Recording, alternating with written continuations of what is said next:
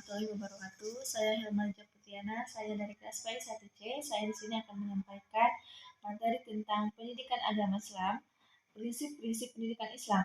Nah, kita tidak asing lagi dengan kata pendidikan.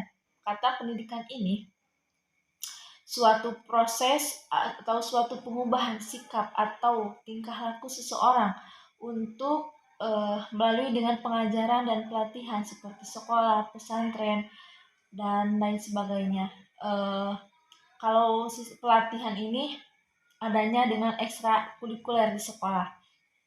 Yang pertama kita akan mengajarkan prinsip iman dan takwa. Prinsip iman dan takwa ini kita mengajarkan kepada anak atau kepada peserta didik dengan iman. Iman itu apa sih? Iman itu percaya dengan adanya Allah, malaikat, para rasul. Nah, sedangkan takwa menjalankan segala perintah Allah dan menjauhi segala larangannya. Seperti menjalankan perintah Allah itu seperti puasa di bulan suci Ramadan, sholat 5 waktu, zakat fitrah, dan lain sebagainya. Prinsip sumber rujukan. Prinsip sumber rujukan ini perumusan kurikulum dalam operasional pendidikan.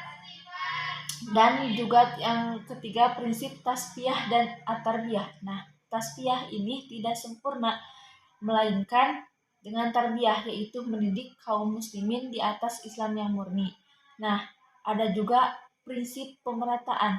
Artinya prinsip pemerataan ini menuntut ilmu atau memberi pelayanan pendidik hak bagi semuanya, baik itu laki-laki, perempuan, atau yang kaya, yang miskin, semuanya rata.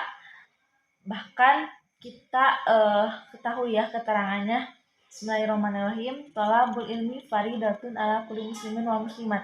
Maka wajib hukumnya kita mencari ilmu, apalagi untuk kaum muslimin, kaum muslimat. Nah, ada juga prinsip belajar sepanjang hayat.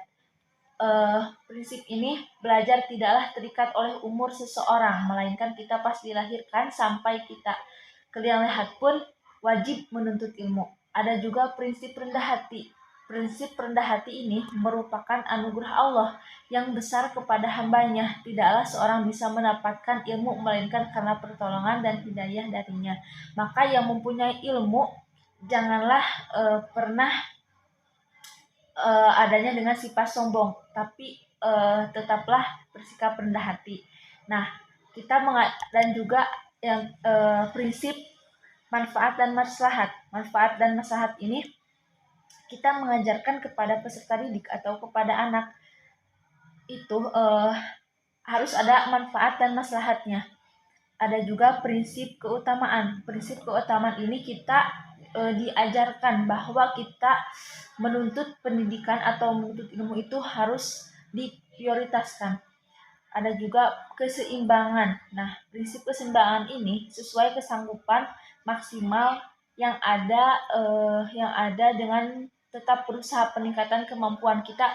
Bagaimana melihat anak peserta didik kita kemampuannya seperti ini, kita harus tahu, tetap berusaha. Oh, si ini sepertinya anak ini kemampuannya seperti ini. Nah, ada juga prinsip selaras dan hakikat manusia ini dengan adanya mengembangkan fitrah, memelihara anak. Nah, kita memelihara anak ini, kita mengajarkan kepada anak ini memelihara itu seperti dengan adanya fasilitas, bekal. Ada juga menyadarkan tugas dan fungsi manusianya, mendidik sesuai dengan kemampuan intelektual anak. Yang tadi itu kita mengajarkan kepada anak itu harus melihat kemampuannya seperti apa anak ini. Jadi tidak harus menuntut si anak didik itu kamu harus bisa, kamu harus misalkan disuruh menghafal, pokoknya kamu harus menghafal misalkan 10 ayat besok harus bisa. Nah, tidak seperti itu, tapi kita dengan perlahan, dengan nah kamu belajar ya, nah pokoknya kamu harus ngapalin. Nah, seperti itu mengajarkannya. Jadi tidak harus dituntut kamu bisa, harus bisa gitu. Nah, tidak seperti itu. Juga kita membina kepribadiannya. Kepribadian ini kita harus mengajarkan, yang pertama itu mengajarkan, yang paling utama itu mengajarkan akhlak kepada anak peserta didik supaya dalam kehidupan sehari-hari maupun untuk dirinya sendiri maupun untuk orang lain. Kita diajarkan dengan akhlak yang baik, bagaimana sih sikap sopan santun apa seperti apa dan lain sebagainya. Sekian dari saya, mohon maaf bila banyak kesalahan dan kekurangan. Wallahul muwaffiq ila aqwamit thoriq. Wassalamualaikum warahmatullahi wabarakatuh.